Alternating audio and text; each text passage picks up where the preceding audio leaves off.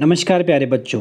ये जो आज की आपकी वर्कशीट है ये 1 सितंबर 2020 की है। वर्कशीट नंबर 25 है, 25 है, क्लास 10th की है, इंग्लिश की। ठीक है बेटा, हम एक्सप्लेन करेंगे आज की वर्कशीट को। इससे पहले मैं आपको बताना चाहूँगा कि ये जो वर्कशीट आपको दिख रही है इसमें जो भी दिख रहा है हल्का हल्का, ये पिछली वर्कशीट में ही आपको बता दिया गया था। ठीक है, पिछली वर्कशीट में हमने एक टाइगर्स के बारे में देखा जाना, उसमें हमने ये पढ़ा था।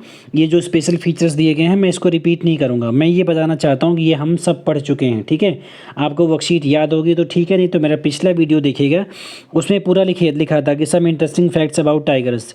Tigers are very good swimmer. ठीक है, दे हैंड अलोन, ये पूरा जो टाइगर के बारे में दिया गया था पूरा, a tiger in the zoo वाले चैप्टर में। ठीक है, तो ये पूरा दिया गया था, यहाँ तक पूरा दिया गया था। मैं इसको दोबारा आपको एक्सप्लेन नहीं करूँगा, जबकि ये खुद कह रहा है इसमें कि last week your answered some questions related to the given poem. इस पोएम से रिलेटेड कुछ उसमें आंसर दिए गए थे।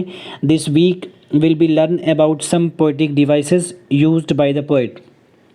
ये कह रहे हैं कि हम इस वीक में कुछ पोएटिक डिवाइसेस के बारे में हम आज पढ़ेंगे, जो किसी की पोएम या जो किसी पोएम में यूज़ होता है और किसी पोएट के द्वारा यूज़ किया जाता है। ठीक है, पोएटिक डिवाइस क्या होता है कि जब हम कविता की रचना करने में कौन कौन सी डिवाइसेस का इस्तेमाल करते हैं उनको बोलते हैं। जैसे जैसे आप हिंदी जब पढ़े होंगे तो उसमें रस, छंद, अलंकार वगैरह ये सब मिलता नहीं है, तो वैसे ही वो पोएटिक डिवाइस है किसी भी शब्द में, किसी भी पोएम को सजाने के लिए जो हम स्पेशल वर्ड्स का इस्तेमाल करते हैं, उसको सजाने के लिए कितना खूबसूरत बना सके किसी लाइन को, उसको बोलते हैं हम पोएटिक डिवाइस। और पोएटिक डिवाइस में जो शब्द यूज़ होते हैं, जो फ्रेज़ यूज़ होते हैं, जो उनमें जो उसके तरीके यूज़ करते हैं, हम कैसे उसको सुंदर बना देंगे, उसको बोलते हैं पोएटिक डिवाइस। ये अक्सर पोएम में यूज़ होती है पोएट्स के द्वारा। ठीक है, अब क्या क्या होता है कैसे, मैं पूरे डिटेल में जितनी एक्सरसाइज में दिया गया है बेटा आपकी वर्कशीट में उतने मैं आपको बताऊँगा वर्कशीट में। बाकी पोएटिक डिवाइसेस की जो संख्या है बहुत है। ठीक है, कम से कम 150 है। तो आप जब पढ़ेंगे उस लेवल पे आएंगे पढ़ने में, तब आपको पढ़ना पड़ेगा, तब आपको पढ़ लेंगे। ठीक है, अभी जो उसमें 2-4 दिया गया है मैं उसके बारे में आपको एक्सप्लेन करता चलता हूँ, आप ध्यान दीजिएगा। पहली पोएटिक डिवाइस के बारे में इन्होंने बताया है कि लिखा है पर्सोनिफिकेशन लिखा है कि giving human character to something that is not human. हम एक ऐसे, ध्यान से समझिएगा बेटा, क्योंकि ये पोएटिक डिवाइस है, कभी कभी कविता ही समझ में नहीं आती है, लिखा कुछ और रहता है, उसका भाव कुछ और रहता है। ठीक है, तो मैं पोएटिक डिवाइस के बारे में बता रहा हूँ, आप जब तक ध्यान नहीं दोगे तब तक समझ नहीं पाओगे कि ये डिवाइस होती क्या है। ठीक है, तो पर्सोनिफिकेशन क्या होता है कि लिखा है गिविंग ह्यूमन करेक्टर, एक किसी ऐसी चीज़ को हम आदमी का करेक्टर दे देंगे या आदमी बता देंगे, आदमी जैसी एक्टिविटी शो करेंगे हम, जबकि something that is not human, जबकि वो आदमी नहीं होता है। मैं एग्जांपल दे रहा हूँ, आपको समझ में आएगा। आप जो एग्जांपल है मैं यहाँ लिख नहीं पाऊँगा, ठीक है, आप उसको कॉपी पेन में लिख लीजिएगा वीडियो पॉज करके। जैसे एग्जांपल के तौर पे अगर कहता है कि lightning danced across the sky, जो बिजली है वो पूरे आकाश में नाच रही है। देखो, बिजली आकाश में नाचती तो है नहीं, अक्रॉस इधर से उधर, इस पार से उस पार तक आकाश में अगर बिजली चमक रही है, नाच रही है, तो बिजली कोई इंसान तो है नहीं ना, वो कोई लड़की तो है नहीं, कोई लड़का तो है नहीं, लेकिन नाचता कौन है, कोई लड़की नाचेगी या कोई लड़का नाचेगा, है ना। तो बिजली को अगर हम लड़की का रूप दे देते हैं, आकाश में उसको नचा दिए, हम ये शो कर दिए कि जैसे उसकी एक्टिविटी जो है वो इंसानों जैसी है, तब उसको बोलते हैं पर्सोनिफिकेशन। इसकी हिंदी होती है मानवीकरण। जो मानव नहीं है उसको भी मानव का रूप दे देना पर्सोनिफिकेशन होता है। समझ में आ गया? उम्मीद करता हूँ कि समझ में आ गया होगा। ठीक है, अगला जो डिवाइस है उस पर चलते हैं। अगली डिवाइस का नाम है रेपिटिशन। रेपिटिशन का मतलब है किसी चीज़ को लगातार रिपीट करना, बार बार उसको दोहराना। लिखा है poet uses repetition words to show importance of something. कवि कहता है कि कवि जो है किसी पोएम में रेपिटिशन तब इस्तेमाल करता है जब उस चीज़ की महत्व को, उस चीज़ के महत्व को तुमको बार बार दिखाना है या शो करना हो कि इसका महत्व ज़्यादा है। आपने रॉबर्ट फ्रॉस्ट की पोएम पढ़ी होगी, नहीं पढ़ी होगी तो पढ़िएगा, बहुत बेहतरीन पोएम है। उसमें एक लाइन है, लिखा है कि and miles to go before I sleep, and miles to go before I sleep, 2 बार। ठीक है, 2 बार लिखा हुआ है कि and miles to go before I sleep, and miles to go before I sleep. इसका मतलब कि मुझे सोने से पहले अभी मीलों का सफ़र तय करना है, मुझे सोने से पहले मीलों का सफ़र तय करना है, मतलब कि मेरे ऊपर बहुत सारी जिम्मेदारियां हैं, मुझे अभी बहुत सारे काम करना है, मुझे सोना नहीं है ज़िंदगी में। ठीक है बेटा, ये जब दो बार, जैसे किसी चीज़ को जब इम्पोर्टेंस हमको ज़्यादा अगर बताना हो ना, तो उसको जब हम उसका रेपिटेशन करते हैं, रिपीट करते हैं, बार बार उसको दोहराते हैं, तो उसको बोलते हैं रेपिटेशन। एग्जाम्पल मैंने दे दिया आपको, and miles to go before I sleep. ठीक है, अगला टॉपिक, अगला इसका जो पॉइंट है ये है इमेजरी। इमेजरी क्या होती है, लिखा है कि poet uses words which create a picture in your mind. एक पोएट होते हैं जो शब्दों के माध्यम से आपके दिमाग में एक पिक्चर, एक चित्र बना दें। ठीक है, उसको बोलते हैं हम इमेजरी। जैसे एग्जाम्पल दे रहे हैं, लिखा है कि after eating the curry his breath reek on the garlic.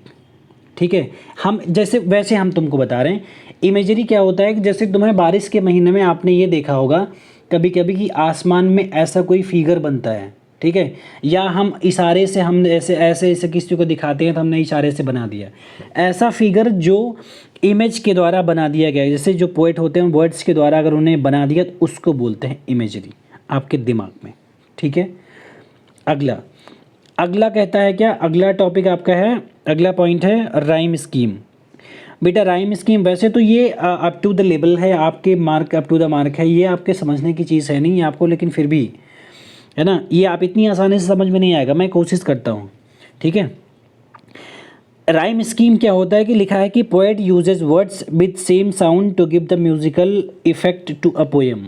जैसे अगर हम किसी मूवी में गाना देखते हैं, ठीक है, तो उसमें क्या होता है जैसे पहली लाइन, दूसरी लाइन, तीसरी लाइन, चौथी लाइन, कभी कभी ऐसा होता है कि अगर लास्ट में ना आ रहा है तो अगली लाइन में ना आएगा, या अगली लाइन में नहीं आएगा तो तीसरी लाइन में आएगा, है ना। देखो राइम स्कीम अक्सर अलग अलग होती है, मैं छोटी सी राइम स्कीम बताता हूँ तुम्हें। जैसे ए बी लिखा है, ए बी अगर आप लिखोगे यहाँ, जैसे हम लिख के बताते हैं, जैसे हमने लिखा ए बी, ठीक है, ए बी, जैसे मान लो हम कोई ऐसी पोएम बोलते हैं जिसकी जो पहली लाइन है वो ख़त्म होती है ड्रीम पे, मान लो हमने लिखा ड्रीम। ठीक है, ये हो गया ए, समझना, ध्यान से समझना मेरी बात। ठीक है, जैसे बी में हमने लिखा ये पहली लाइन हो गई, है ना। दूसरी लाइन में हमने ये कोई बोला हमने जिसमें लास्ट में आया नंबर्स, NUMBERS। ठीक है, ये पहली लाइन के लास्ट में आया ड्रीम। ठीक है, अच्छा अब तीसरी लाइन में आते हैं, यहाँ ड्रीम है, हमने ऐसा कुछ बोला लाइन जिसमें लास्ट में लिखा है सीम्स, यहाँ हमने लिखा ड्रीम्स, यहाँ लिखा हमने सीम्स। और चौथी लाइन में अगर आता है, जैसे हमने लिखा यहाँ नंबर, तो अगले में आ रहा है स्लम्बर, SLUMBERS, स्लम्बर्स। अब मेरी बात ध्यान से देखना, ये मैंने बोला कि ये राइम स्कीम है। राइम स्कीम क्या होता है, ए बी, ए को ए से, बी को बी से, समझ में आ रहा है। देखो ए बी कह रहा है ना, तो ए को ए से मतलब पहली लाइन और तीसरी लाइन का उच्चारण एक जैसा। पहली लाइन में अगर लास्ट में हम ड्रीम कह रहे हैं तो लास्ट में तीसरी लाइन में सीम्स आ रहा है, ड्रीम सीम, समझ में आ रहा है, ड्रीम सीम एक जैसा उच्चारण लग रहा है ना। दूसरे में दूसरी और चौथी हमने यहाँ बोला नंबर, अगला बोला स्लम्बर, नंबर स्लम्बर, ड्रीम सीम, समझ में आ रहा है। इसको बोलते हैं राइम स्कीम। उम्मीद करता हूँ कि समझ में आया होगा आपके। ठीक है, अगला जो अगली डिवाइस है उसको क्या बोलते हैं, अगली डिवाइस को बोलते हैं एलिट्रेशन। एलिट्रेशन क्या है, आपने अलंकार हिंदी में पढ़ा होगा। अनुप्रास मतलब क्या होता है कि लिखा है कि repetition of the neighbouring words of sound, किसी भी जो आपके पड़ोसी लगातार जो शब्द हैं उन शब्दों का बार बार रिपीट होना, ठीक है, जिनका साउंड्स एक जैसा हो, उसको बोलते हैं हम एलिट्रेशन, अलंकार अनुप्रास। जैसे इसमें लिखा है क्रैम्प में सी लिखा है, सर्कल में फिर सी आया, ठीक है, ये लिखा है सी इज़ रिपीटेड। एग्जाम्पल मैं दे रहा हूँ आपको, एक एग्जाम्पल है कि Peter Piper picked a pick of picked papers, समझ में आया। इसमें क्या है कि पी कई शब्द का पी बार बार आ रहा है ना स्टार्टिंग में।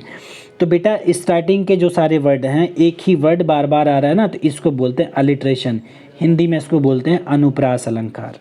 ठीक है, आप इसके बेस पे जो आपकी एक्सरसाइज है देख लीजिएगा, 1 2 4 पॉइंट है, आप उसको करिएगा। मैंने समझा दिया है, 2 3 क्वेश्चन है, आप उसको अपने मन से करिएगा, ठीक है। तो बेटा आज के लिए इतना ही, फिर आगे मिलेंगे, धन्यवाद।